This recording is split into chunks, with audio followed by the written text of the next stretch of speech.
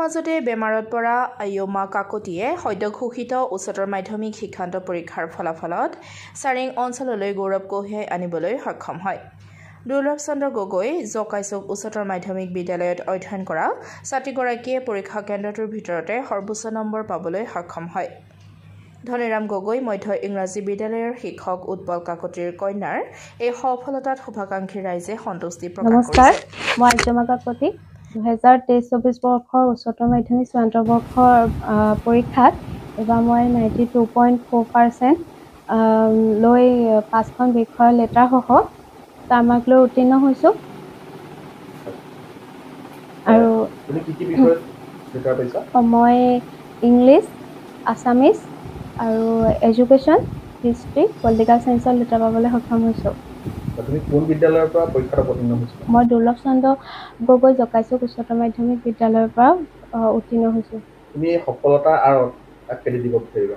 প্ৰথমেই মই মোৰ পিতৃ মাতৃক মানে এই সফলতাৰ ক্ষেত্ৰত মোৰ কৃতজ্ঞতা জনাব লাগিব, কাৰণ তেওঁলোকে প্ৰতিটো মুহূৰ্ততে মোৰ সাহস হৈ থিয় দিছিল, মোৰ প্ৰয়োজনবোৰ পূৰাইছিল বা যেতিয়া আৰু মই মোৰ পৰীক্ষা চলি থকাৰ মাজতে মই অসুস্থ হৈছিলোঁ, কিন্তু সেই সময়তো তেওঁলোকে মোক সাহস দিছিলে, সেইবাবে পৰীক্ষাটো মই সম্পূৰ্ণ কৰিবলৈও সক্ষম হৈছিলোঁ আৰু মনে ভবাৰ দৰে এটা ফলাফলো পাবলৈ সক্ষম হৈছোঁ।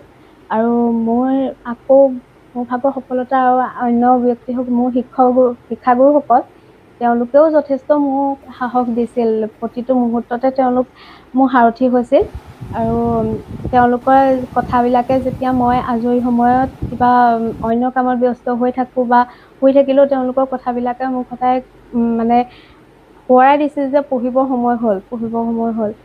আৰু মই এইখিনিতে মোৰ এখন বিদ্যালয়ৰ কথা উল্লেখ কৰিবই লাগিব। মই প্ৰথমতে প্ৰাগজ্যোতিক অসম জাতীয় বিদ্যালয়ত পঢ়িছিলোঁ।